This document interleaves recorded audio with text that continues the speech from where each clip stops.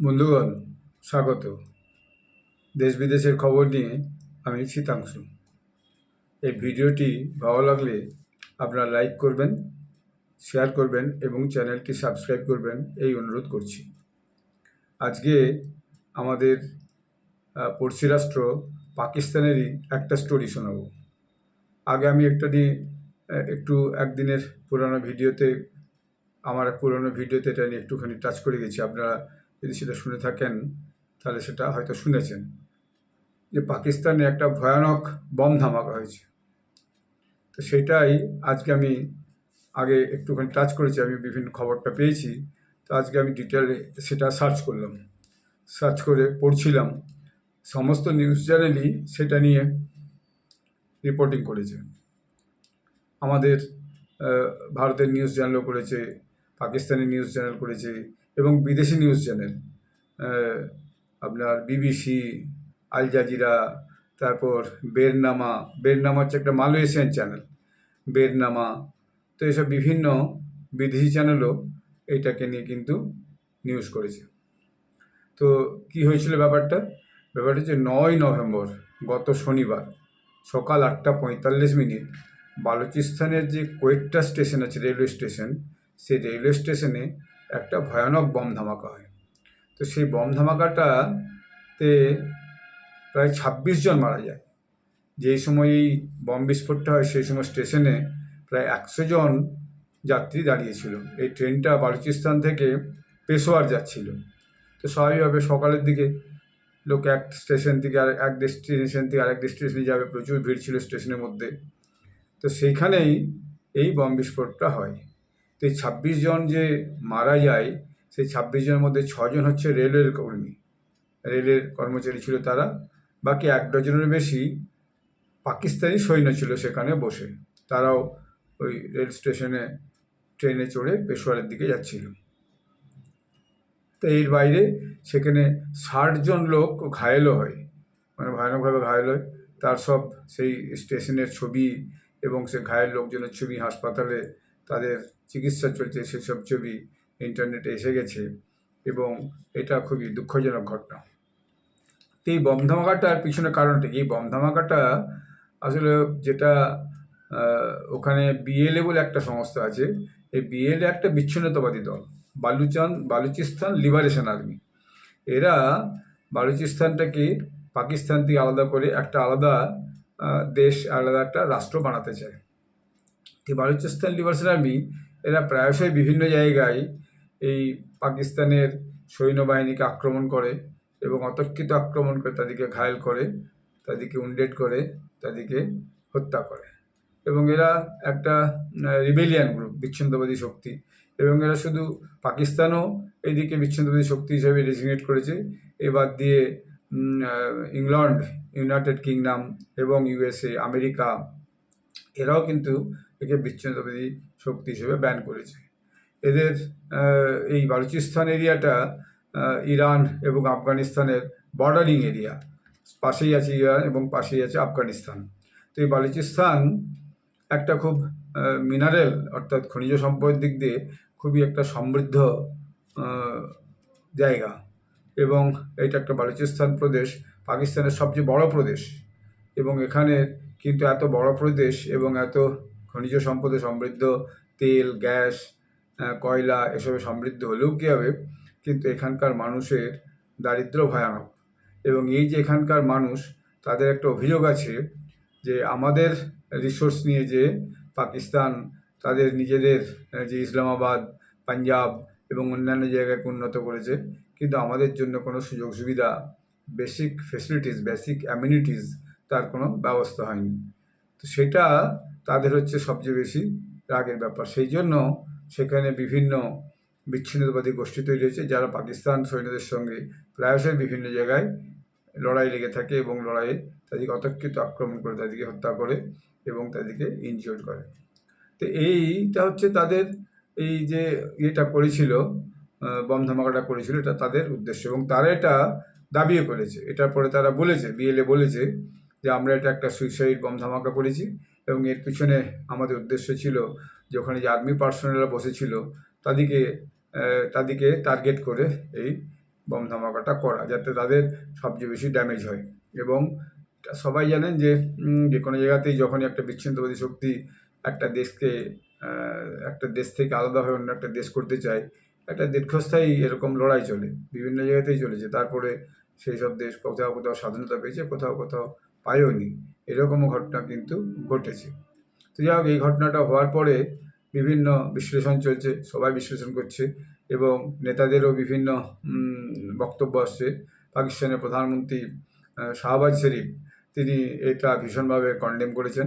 তিনি বলেছেন এটা একটা ভয়ানক জঘন্য ঘটনা এবং এর জন্য যারা এই ঘটনা ঘটিয়েছে তাদের যে শাস্তি পাওয়ার যোগ্য তারা সেই শাস্তি পাবেই, কাউকে রেহাত করা হবে না, কাউকে ছাড়া হবে না। ফলে পুলিশ এবং সেখানে বালুচিস্তান প্রদেশের কোয়েটা এবং আশপাশে সেখানে তারা ভীষণভাবে সার্চ অপারেশন শুরু করেছে। স্টেশনে সমস্ত প্ল্যাটফর্ম ভেঙে গেছে, ছাউনি ভেঙে গেছে, তার ছবি এসেছে। তো সেগুলো দৃশ্যটা খুবই দেখতে খুব খারাপ, কোনো মানুষের জীবন যাওয়াটা ঠিক নয়। কিন্তু কথা হচ্ছে যে এখন এই যে লড়াই, এই লড়াইয়ের পিছনে যে অন্তর্নিহিত কারণ আছে, সেই কারণটাও তো একটা গুরুত্বপূর্ণ ব্যাপার। যে মানুষ যদি দীর্ঘদিন ধরে ডিপ্রাইভড হয়, একটা এলাকার মানুষ, তাহলে পরে তাদের মধ্যে একটা রাগ, ক্ষোভ এবং রোষ জন্মায়। এটা বালুচিস্তানের যে একটা জনগোষ্ঠী, তাদের মধ্যে এইটা তৈরি হয়েছে। এবং বালুচিস্তানে এরকম বিভিন্ন এথনিক গ্রুপ আছে যারা এই জাতীয় পাকিস্তানের সঙ্গে লড়াইটা বিভিন্ন জায়গায় করছে, শুধু বিএলএ নয়, আরও অন্যান্য আছে। বালুচিস্তান লিবারেশন আর্মি ছাড়াও বালুচিস্তান লিবারেশন ফোর্স, বিএলএফ, আরও এরকম 2-3টে বহু রকমের গোষ্ঠী আছে। আমি যতটা আমার আগে পড়েছিলাম মনে পড়েছে, শুনেছি। এইটা হচ্ছে যে মূল ব্যাপার।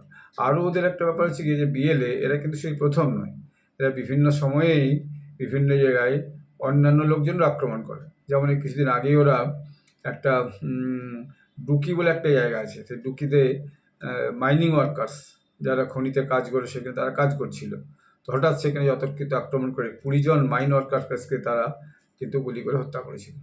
এই ঘটনাটা ঘটেছিল। এবং বিভিন্ন সময় তারা যে চীনা নাগরিকরা ওখানে কাজ করছে, পাকিস্তানে একটা বড় প্রজেক্ট এখন চলছে রোডস অ্যান্ড বেল্ট, সেইটাকে তারা বহু চীনা নাগরিক ওখানে কাজ করতে গেছে এবং তখন এই বালুচিস্তানের লোকজন, বালোচ লোকজন বলে, তো বালোচ লোকজন কী করেছে, সেই রোডস অ্যান্ড বেল্টস ইনিশিয়েটিভ, এখানে বহু ফরেন ইনভেস্টমেন্ট আছে, চায়না এখানে বহু কোটি টাকা ইনভেস্ট করছে, তো সেইটাকে বাধাপ্রাপ্ত করার জন্য এটা একটা তাদের কারণ।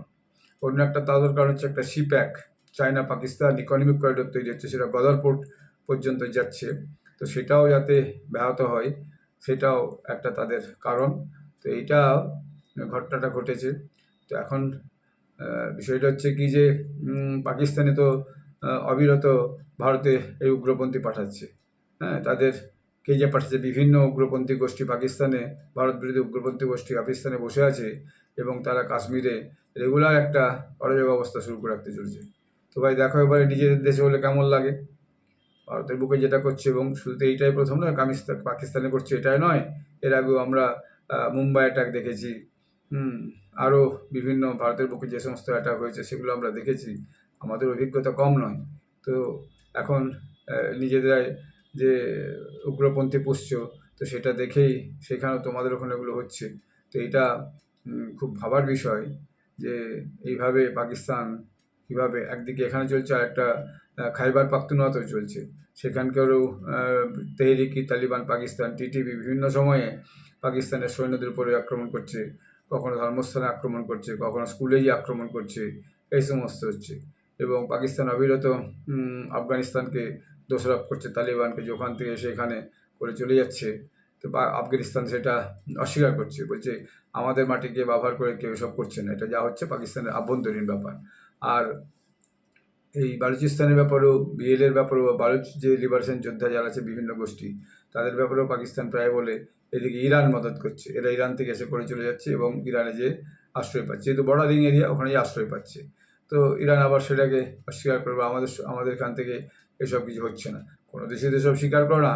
আর এই সমস্ত গুপ্ত আক্রমণ, কখন একটা দল কোথায় 20 জন 25 জন বন্দুক নিয়ে পাহাড়ের বুকে, জঙ্গলের মধ্যে বসে আছে, তারা অতর্কিতে আগের থেকে খবরাখবর নিয়ে যে সেখানে আক্রমণ করছে। তো এগুলো তো বিভিন্ন জায়গায় বিভিন্ন সময় হচ্ছে। তো তো এই খবরটা স্টোরিটা খুব গুরুত্বপূর্ণ। তো আমি সেদিন একটুখানি টাচ দিয়েছিলাম স্টোরিটা, তো আমি ভাবলাম এটা বিস্তারিত একটু আলোচনা করা দরকার। আমি অনেকগুলো খবরের মধ্যে দেখলাম, তার মধ্যে আল জাজিরার খবরটাই সবচেয়ে ভালো লাগলো।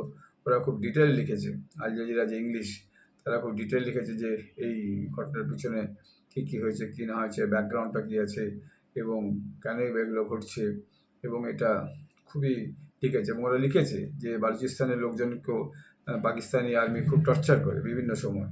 এটা তাদের কাছে the government military operations to suppress the separatist movement in the province has resulted in widespread human rights abuses against Baluch dissidents, including disappearance, torture, and extrajudicial killings. অর্থাৎ ওখানে বালুচ যোদ্ধারা আছে, তাদেরকে না পেয়ে এমনি বালুচ লোকজনকে ধরে নিয়ে এসে পাকিস্তান ভীষণভাবে টর্চার করছে, বিভিন্ন সময় এক্সট্রা জুডিশিয়াল কিলিং করছে, এবং তারা হারিয়ে যাচ্ছে। কিছুদিন আগে বালুচের মহিলারা, যারা বিধবা মহিলা, বেওয়া ঔরত ওখানে বলে, যে শেখরা বিধবা মহিলারা পাকিস্তানি ইসলামাবাদে এসে দীর্ঘদিন ধর্ণা দিয়েছিল যে আমাদের লোকজন কোথায়, তাদের লোকজন যারা হারিয়ে গেছে, ছেলে স্বামী, তাদের ফটো নিয়ে বসেছিল। তো এই একটা রক্তক্ষয়ী সংঘর্ষ বালুচিস্তানের সঙ্গে, বালুচিস্তানের যারা এই স্বাধীন করতে চায় তাদের যে যুদ্ধের সঙ্গে পাকিস্তানের সৈন্যদের শুরু হয়েছে, এর কোথায় অন্ত হবে সেটা কেউই বলতে পারবে না। আগামী দিনই বলবে এর কোথায় শেষ হবে। তো এই স্টোরিটা ডিটেলে শোনানোর জন্য আপনাদেরকে আমি এই ভিডিওটা করলাম। ধন্যবাদ, নমস্কার।